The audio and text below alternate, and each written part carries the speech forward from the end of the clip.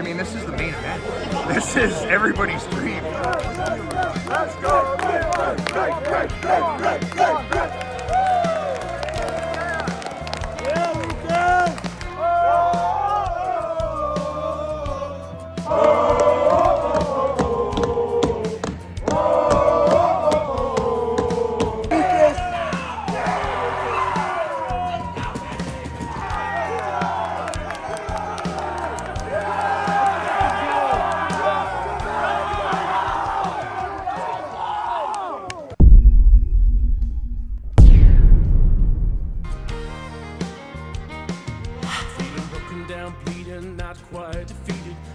For the answers, but not yet believing.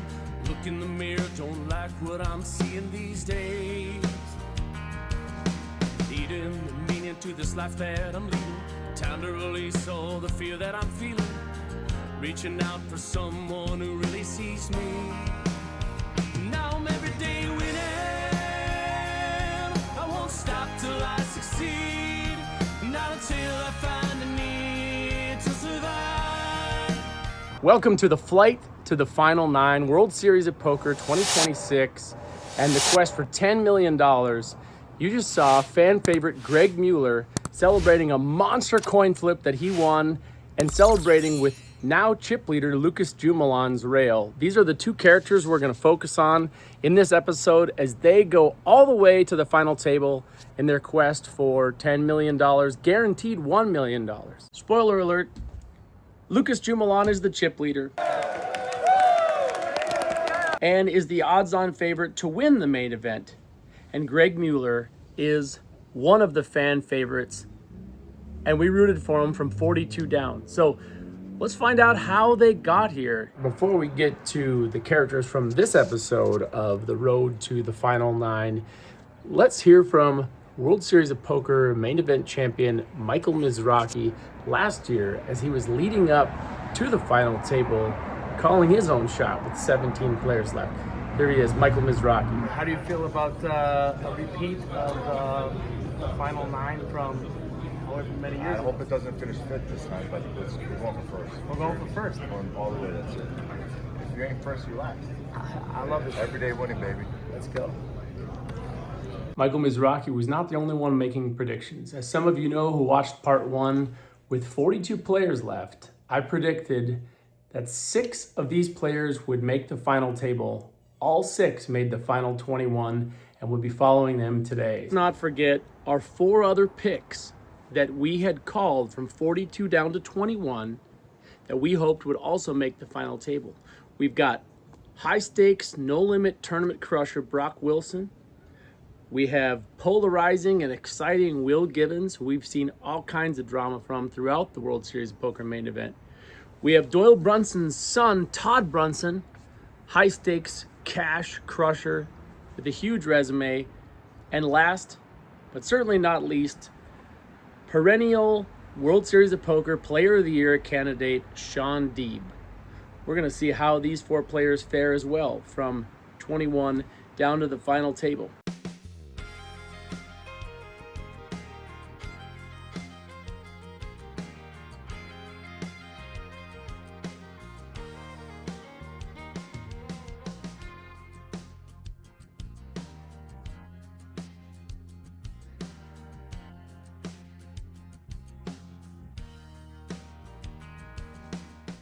Todd Brunson. Yes. You know, first of all, if he wins, I assume that all the prices at Romadella Cafe will drop 10%. Yes. That would be nice, and I'll get better service. You got Norman Chad Sweat. That's what I just found out. Norman Chad Sweat is coming. He wants a 10% discount from Romadella's. Yeah, good luck with that. Yeah. That's kind of what I told him. You can just steal the sodas like Kessler did. He steals the cheese. All right, guys. Good luck to Mr. Todd Brunson, Shaun Deeb. Every day winning, you'll win today.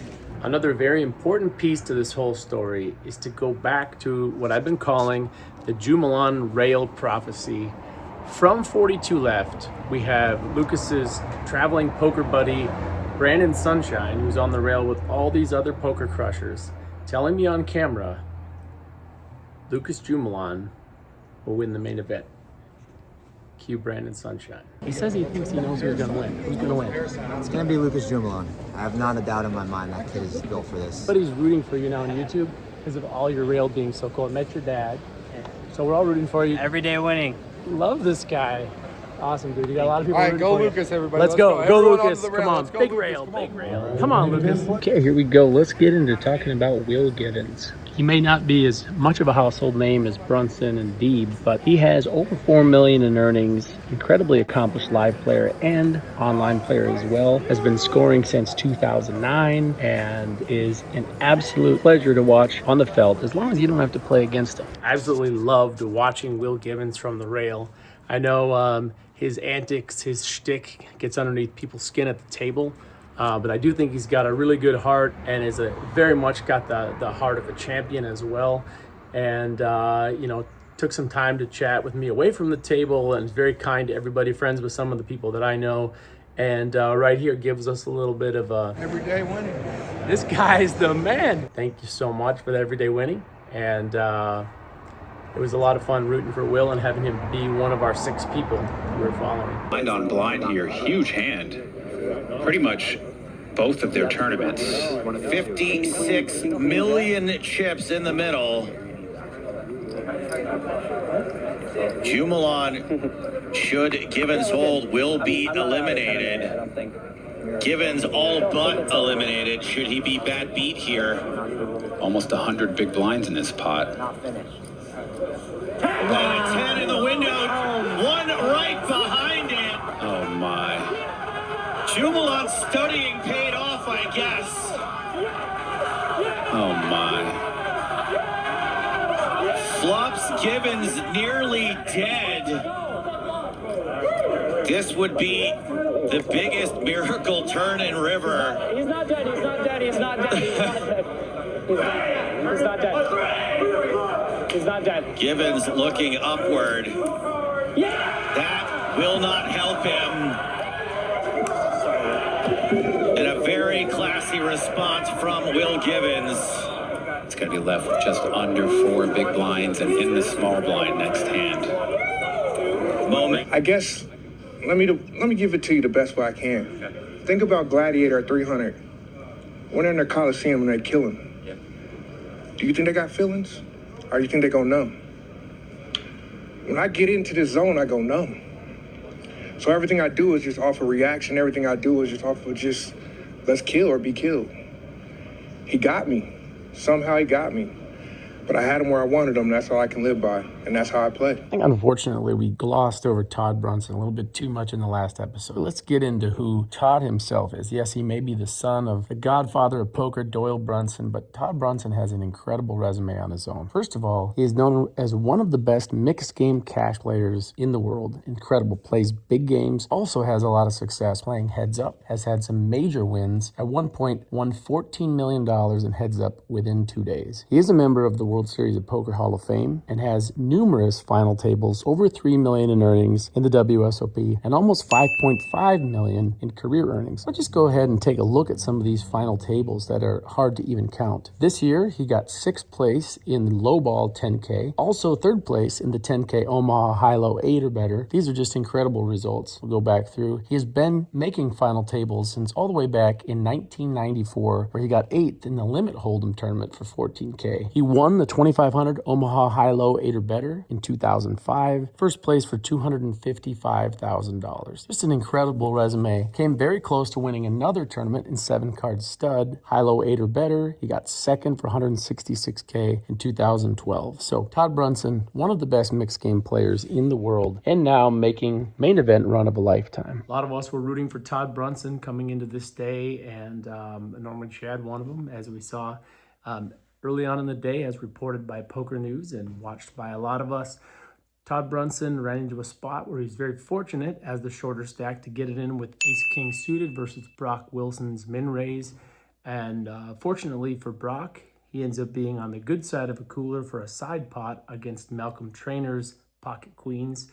And fortunately for Brunson, he gets the run out of 8 deuce-deuce, 1 diamond, turns a flush draw with a 9 of diamonds, and binks the ace of spades on the river.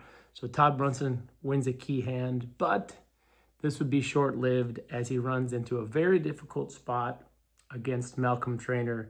One of the most brutal beats of the final few days, where his aces get cracked by ace-jack suited. Absolutely brutal.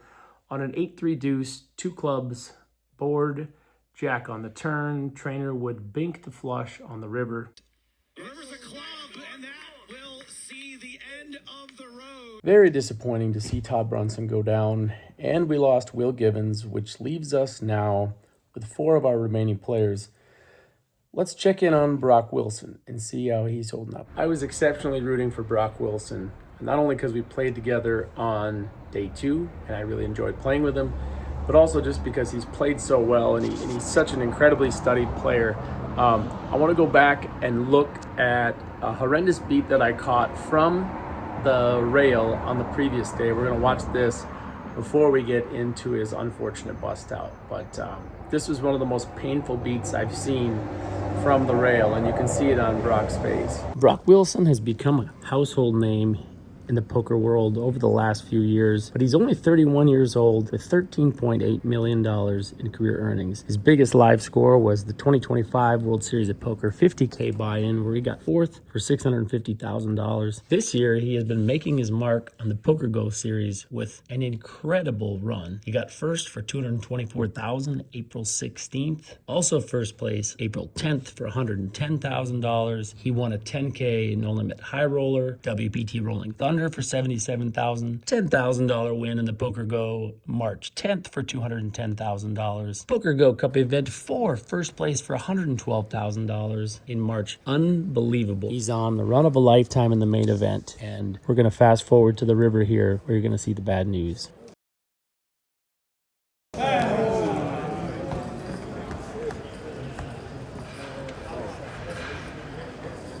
This is one of the most painful beats I've seen on the rail, probably in my life.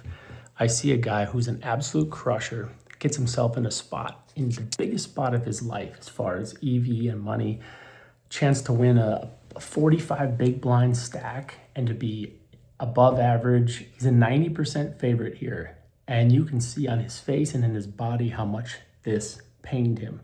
He's got top pair versus just a pair of 3s, ace 3, and Laurie Sascalati just drills the ace on the river. You know what? Guess what? That finished player is now on the final table of the main.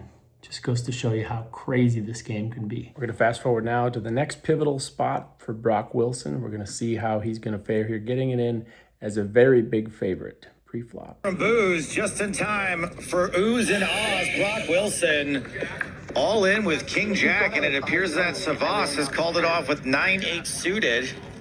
Well, I'll take it, but like, it's crazy.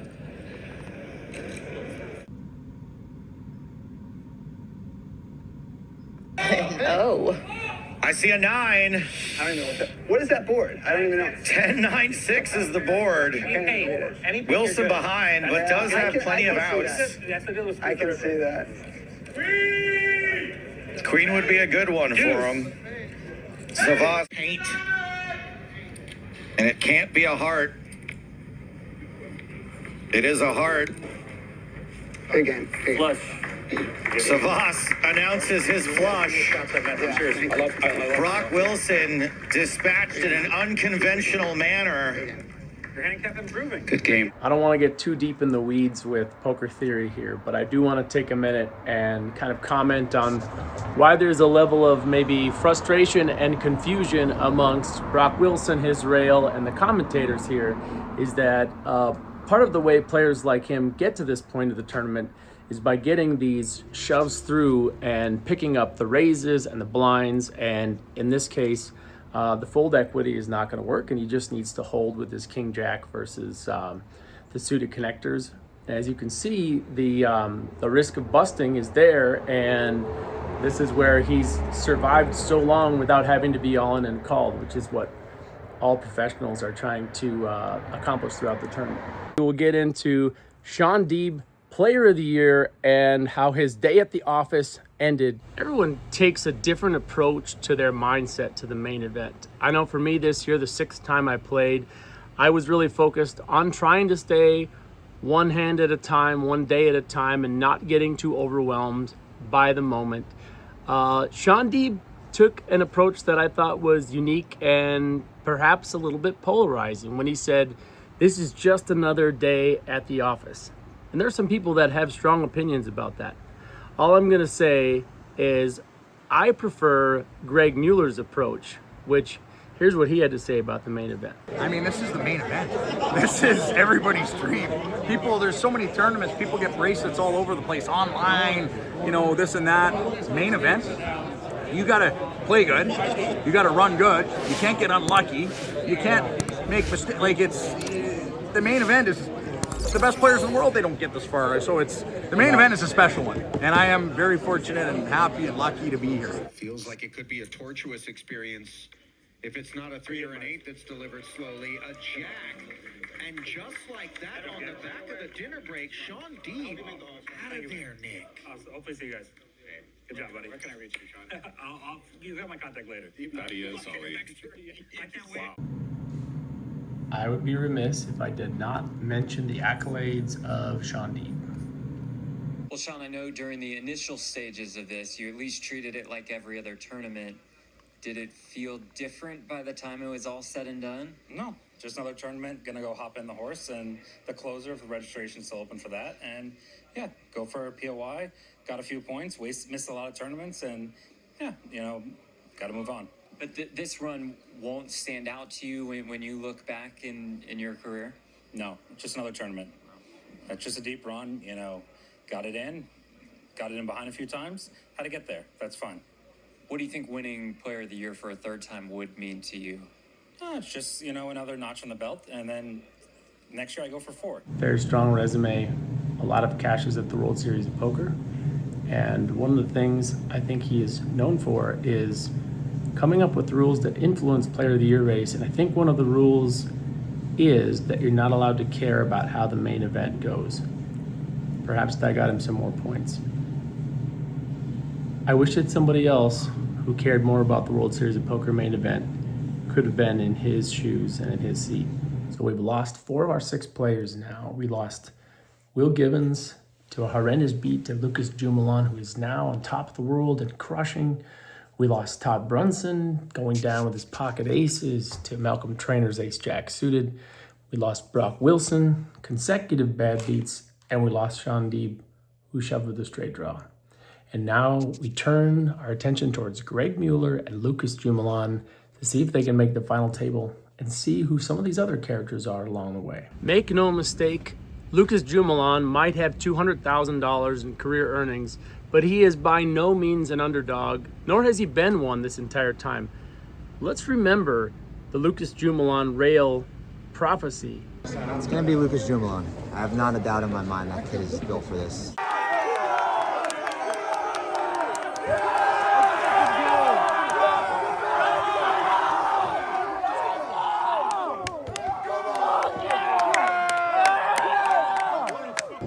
Well, you got us rooting for him. He's one of our picks. Oh, really? Oh, yeah. So how much money do we? Oh, it's about personal sweat. It's about you know, rooting interest is more than money, right? Oh yeah, absolutely. You know, there's Spokane poker community and family and friends. I mean, I've been on the phone constant for the last 3 days. Just terrific support for him, and that's amazing. It means a lot to him and to me. Awesome, man. Well, hey, good luck. Everyday winning. All right, thank you. You bet. People know me as Big Red. Big Red. Hey. Listen, we go to every tournament stop together. We stay together at Airbnb. That's my best friend. Oh my So of course God. I'm here for Lucas. I got turned on to him from Brandon Sunshine, who I love. Okay. Brandon's. So I'm great friends with Sunshine as well. And he's finally earned his moment. He watched us all in our moments. He had his struggles. And now he's here in the biggest moment that any of us have ever had. And that's what you get for persevering, learning, being there for your friends, being there for your friends. And that's it.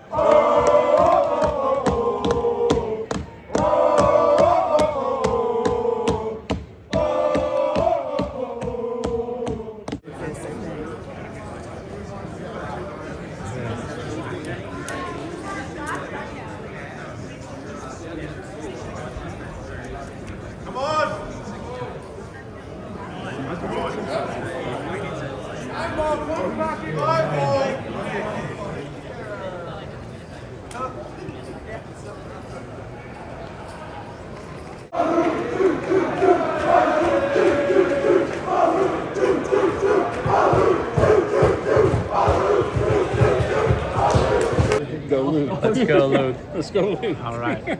Awesome. Thank you.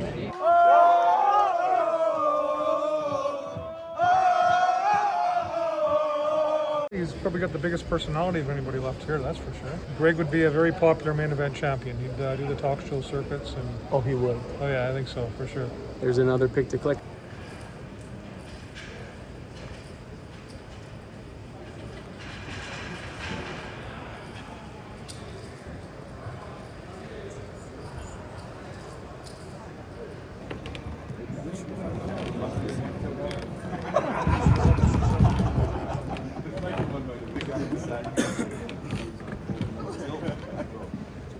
We've had 6 characters to focus on, so all these other players we've kind of left in the dust a little bit, but we need to introduce 2 more now that we've lost our 4 main characters. In addition to Lucas Jumalon and Greg Mueller, at the end of this, we're going to focus on 2 people, Malcolm Trayner and Evagaras Evagaru. Some key hands are about to ensue between these players and other people in the mix. So first of all, let's get into Malcolm Trayner. I'm going to give you just a very brief overview of him, who he is, and how he came to be in this spot in the main event. I don't even know where to begin with Malcolm Trayner. I mean, this guy is 26 years old and he's an absolute beast. He's already won over $1 million in 2 different tournaments. He won the Aussie Millions main event this year. He won the WSOP Mystery Millions for $1 million.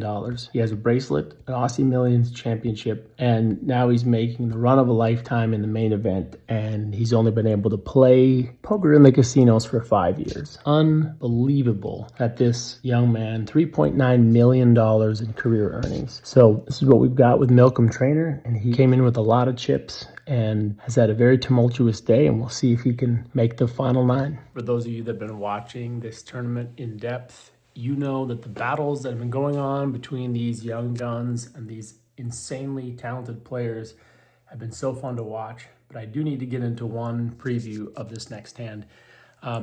We saw Lucas Jumalon get bluffed by Malcolm Trayner when he moved him off the nut flush, ace-8 of spades on a paired board. This was a monster river bluff.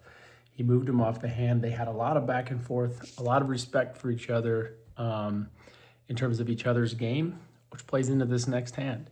So buckle up your safety belts. It's about to get real. Some people called this hand the collapse of Malcolm Trayner, and he in fact even talked about it on his own channel. So here's what happened. We're just going to pick this one up here right on the river, where we see that Lucas has flopped a set of jacks, and we've run through all the combinations of what Malcolm Trayner might be able to beat on the river, which in my mind is really starting to become only bluffs. But we see him in the tank here with 2 queens and being put in the blender for a very long time. And The ace he calls. Oh my God.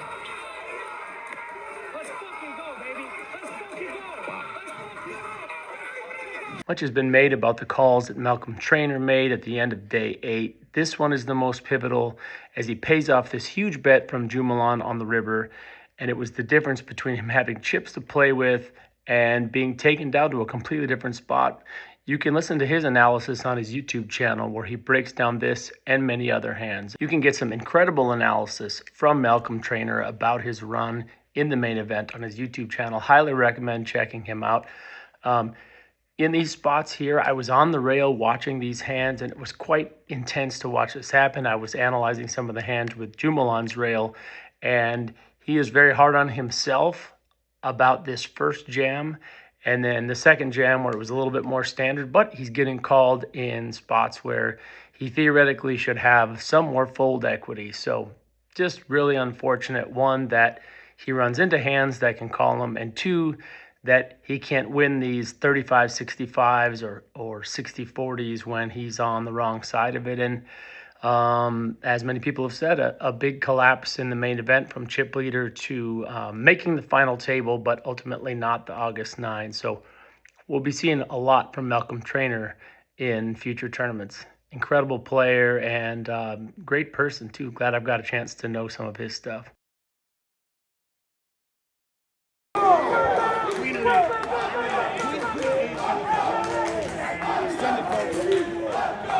Come on, throw a queen out there.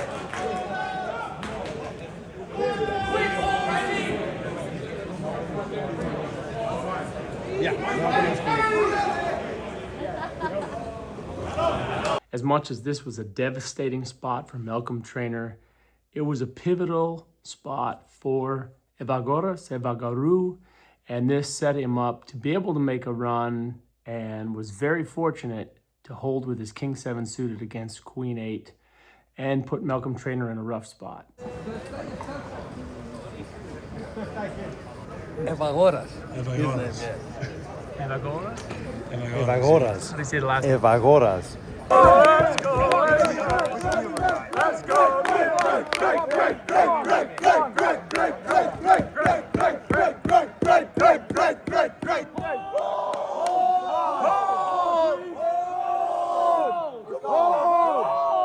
Come on, Greg! You got it. Yeah, go for it. Go get it.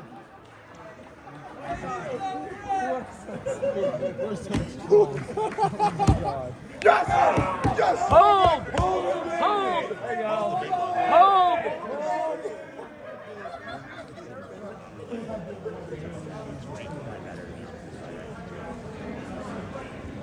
That's great eating.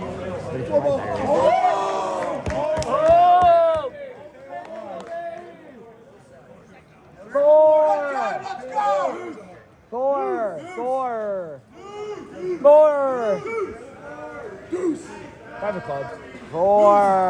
Four diamonds.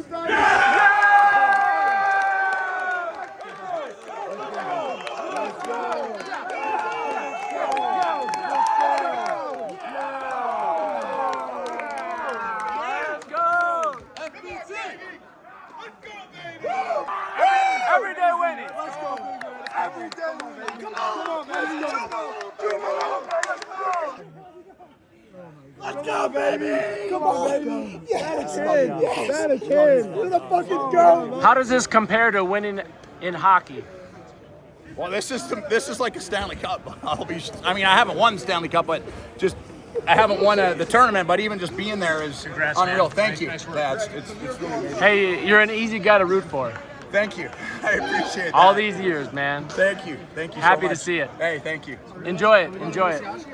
Musashi. Oh, right. We went to Musashi. Actually, we might. Yeah, let's go. Yeah, Lucas.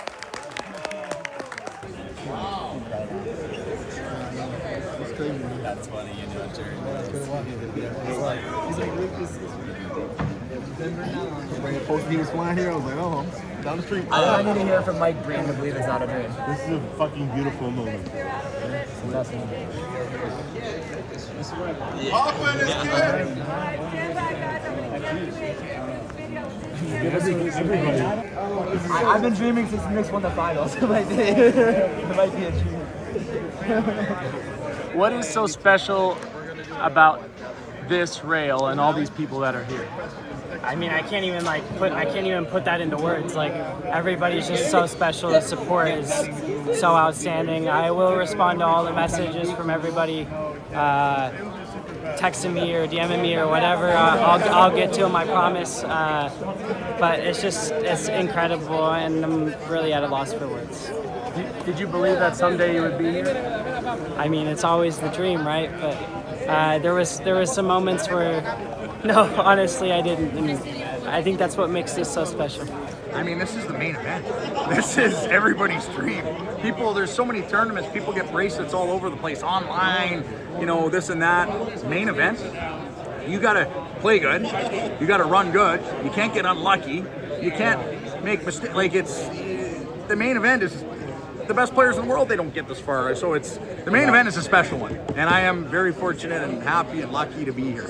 What was the X factor for you this year that allowed you to get all the way this far? There was obviously a gear going on with you, and you were just locked in from the time I started following you from 42 down. Yeah, I mean, truthfully, I've been slacking in poker for a long time, and my good buddy Shaun Deeb was all over me, telling me, why don't you just go home if you don't want to play? And he kind of gave me some tough love. Like, we actually got into it a little bit, and he's been by my side since like day 4, not playing any tournaments himself, telling me to sit up, better posture, put a hoodie on, showing me every hand. Like, I almost feel like as a hockey player, we have a team energy, and I feel like this was part of a team. The rest of my posse too, helping me get things done, reservations, like this was like a team effort, truthfully. And I noticed at the end, you kind of joined Lucas's rail. You have like a combined rail. Well, now. they called me over on that big coin flip, and they said, "BT, we love you. Get over here. We're cheering for you." I mean, and yeah, it was awesome. Yeah, it was awesome. So the next week, what are we doing? I'm flying home in 2 days, and I'm going to try and drop about 20 lbs and come back rested and fit and ready to go. Let's go, man. For us. Congrats, right. dude. Thank you, buddy. Fucking awesome. Thank you. Everyday winning. Everyday winning. Let's go. All right, you got this, man. Thank you.